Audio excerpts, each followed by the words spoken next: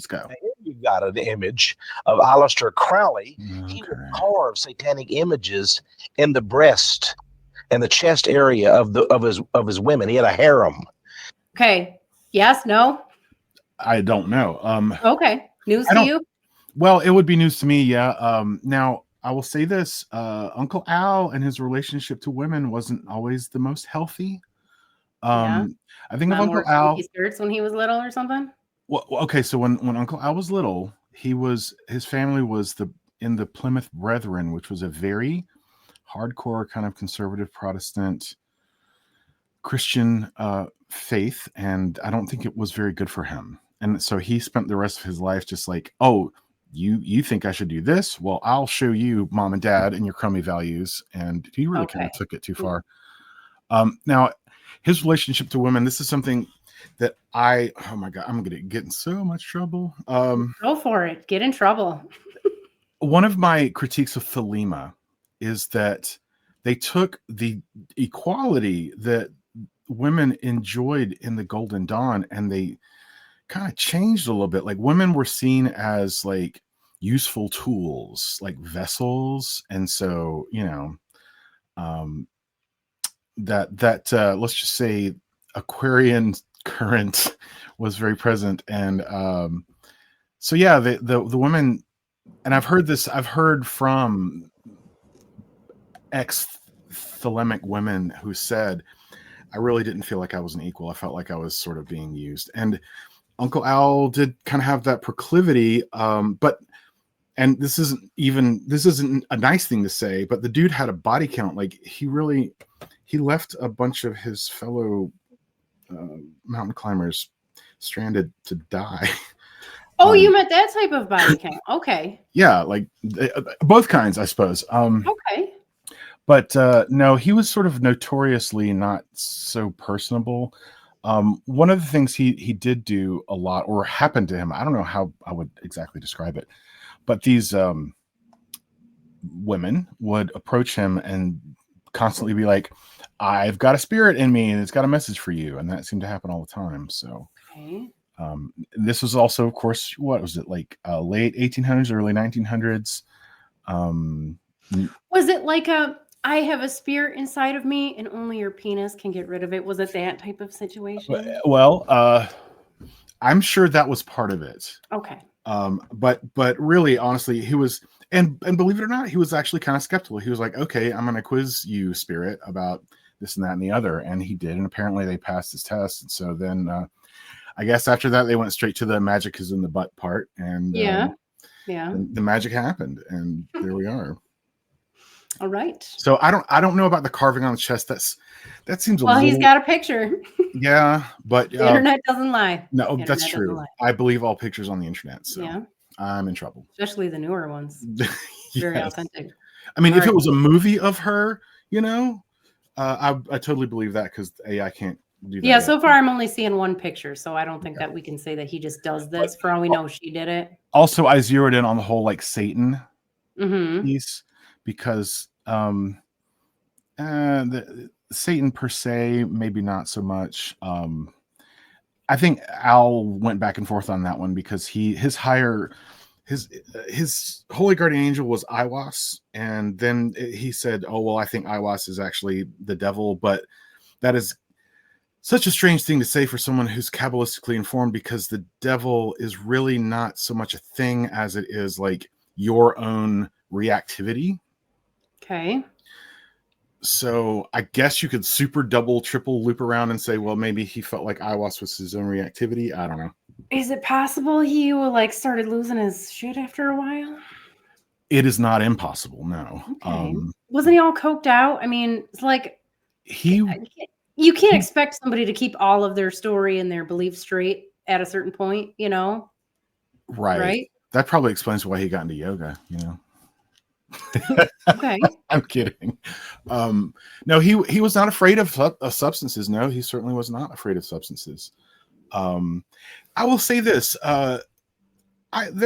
he is guilty of many a thing, but I think he was fairly lucid, really, all his life.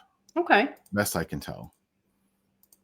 So yeah, I mean, I have a very tenuous relationship with Uncle Al. Like I say, he's like the guy, he's like your uncle who shows up at the party, he tells really cool stories, and then he gets really wasted and steals your girlfriend. And you're like, what the hell?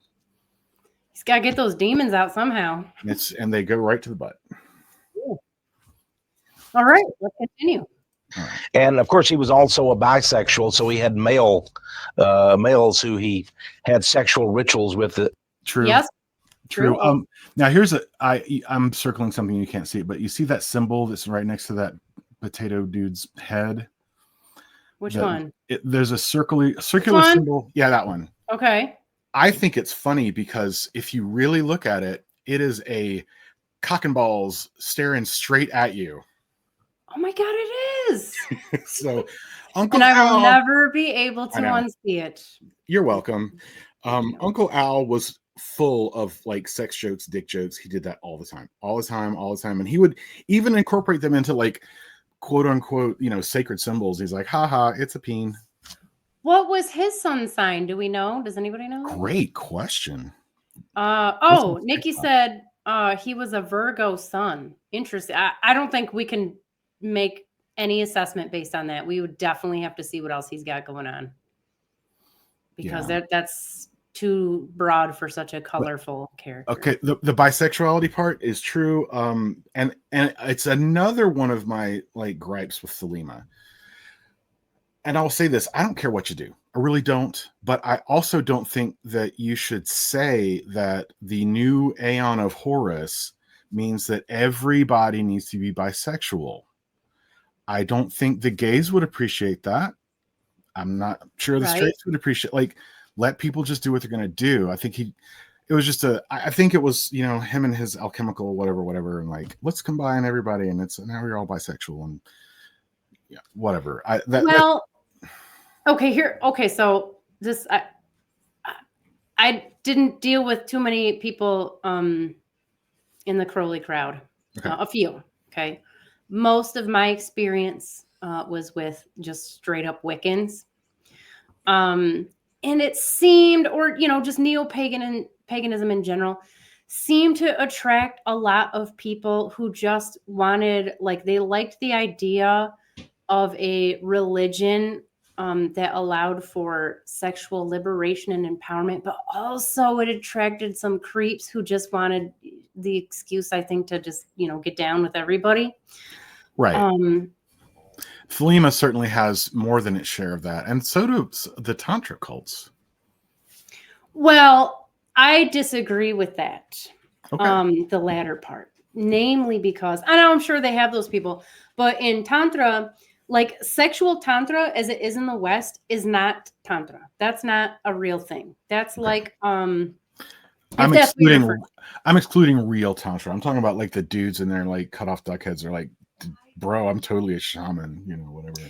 Yeah. So like left hand Tantra has some of those, but even in that case, like the sex rituals, which definitely exist and occur and whatnot, they're not supposed to be, well, that's not true. I think it's the Kaula tradition where they did like it, the rituals eventually devolve into orgies, but it's not like the focus, and it's definitely meant to, it's not all about like pleasure seeking. It's more about we're using the sex as a means to achieve liberation.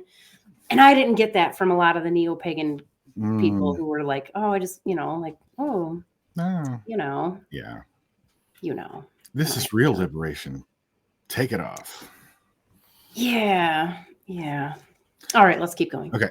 As well. Basically, all of these cults are sex cults. Oh, look at that. See, we were right. We were coming to it right there. Nothing says sex because the mystery. 65-year-old dudes having a barbecue. Is that what you're into? The Freemasons are basically like old dudes that have fish fries. And they don't even know, like half of them don't even freaking know what the mysteries are. They're just like, it's a social club. So, yeah. Right. Continue. Okay. Mystery religions. They go back to the mystery religions, and they're related to that. And they're all sex cults. They had the goddess. Remember, they had the holy prostitutes in the temple. And all of these are throwbacks to those kinds of things. Okay, but again, the sacred prostitutes were not like regular prostitutes. They were stand-ins for the divine feminine. So it wasn't necessarily like just let's be hedonistic and do all kinds of crazy kinky stuff. There was a spiritual aspect to it. Right. Now, I think the guy on the right, it's very hard for me to tell because the screen is tiny at this point. Yeah. I think that's Freeman Fly, and it's someone I know. Oh, okay. Is he nice? He is nice. Okay. He's mildly paranoid. But his dad was, I think his dad was like a CIA agent or some crazy shit like that. That'll do it. That'd make you paranoid. Who was holding on to UFO secrets. Oh, that'll do it for sure. And after having a conversation with this guy on the left, I mean, I'd be a little paranoid too. Yeah. That might wig me out a little bit. What we're seeing there underneath the Jabulon symbol, underneath is a 3x3 ceremony in one of the Masonic rituals, and basically they do their hands and legs and such.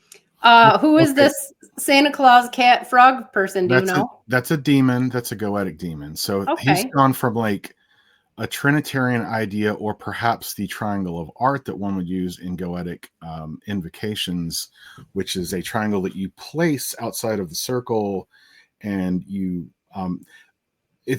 I think the correct usage of it is to use it as a black mirror, and you look at it and you soften your gaze, and you'll end up seeing sort of your own reflection, and you end up talking to an aspect of yourself, which for me makes perfect sense. But they have like jumped straight on into, I forget which guy this is. I apologize to my the guy with the shrimp hands.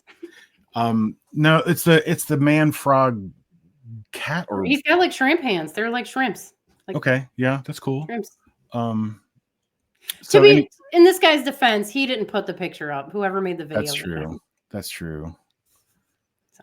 Such a way that literally it forms 666. Oh no, when you get to various numerological configurations. That 666. Do you want to shed light on that for our people who are freaked out right now? Maybe? Well, what does it say in Ye Olde Bible? Is the number of a man. So calm down. Okay. George Washington. Oh, okay, that's what we're looking at. Serpent biting its own tail is also found in the 33rd degree emblem of Freemasonry. Oh, no. Yeah, snakes do that though, you guys. Sometimes they eat themselves. Just let me know. It's found in Theosophy. Oh no. Which is an occult system. Oh shit. Okay. Yeah. Theosophy. Do you want to explain Theosophy real quick? Just sure. So most people have maybe heard of people like Blavatsky, Madame Blavatsky. Helena Petrova Blavatsky, in fact, or people like Rudolf Steiner. So a lot of this was people discovering, and they were contemporaries of the original Golden Dawn too. So the Golden Dawn was informed by Theosophists, and their whole damn thing was, we think that, and they were very well learned. They were learned in Western esoteric systems, but they thought there was a lot to the Eastern esoteric systems, and they were some of the first to try to bring that wisdom here. And so it's kind of uneven, right?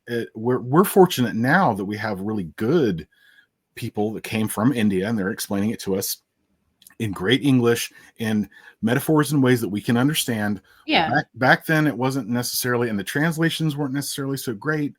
So, but anyway, Theosophy, if you look at their symbol, I think it's, oh man, I'm having to do this from memory, but they've got the Ouroboros and a Shavashtiki thing, but it's from India. Remember 1888, y'all. Right. So the I don't think the Theosophists were evil in any way, shape, or form. They were just trying I would agree with that.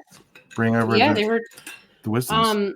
They brought a lot of and I mean, if you're a purist, you probably hate them because they're like, oh, you butchered it, whatever. But I mean, they're a big part of why Eastern concepts even really got introduced ever into the mainstream. Theosophists, and I struggle to cite names in actual books, but like Carl Jung, a lot of his ideas actually came from Theosophy. So it played a heavy influence in like a bunch of the, like highly respected minds of the time. Right. And Carl Jung was into everything. Like he studied everything, and he actually wrote the introduction to the book, The Secret of the Golden Flower, which is an old, genuine text. Okay. And that's the one where there was that mistranslation about moving the light around, and then they later discovered that they were saying turning the light around. Oh, that's what you're talking about with the Tree of Life and stuff Right. yesterday. Yeah, I was paying attention. You were. We're all excited for your course, Friar. OMG. Yeah, you heard it here first. right. Yep, it's gonna happen at some point. Who knows? And group. But that serpent is very, very important. Michael Jackson, you always see him giving that sign. He knows what it is. He studied under a Jewish rabbi, studied the Jewish Kabbalah system. Oh my God, that's crazy. Oh, clearly evil. Of magic. And I think he must be a very deep occultist. Based on what? The hand holding out his wrist? I didn't catch it, but okay. Yeah, if you have hands, you're an occultist. Just to let you know. Now, to be fair, and this could be all out of context, he said occultist, which I don't think is a dirty word, because it just means someone. Because you know what it means. Yeah, that which is hidden. So, in fairness, this is a pastiche, right? This is a collage of someone's put all this stuff together, and so maybe this guy wasn't really like slamming stuff quite so hard. I don't know.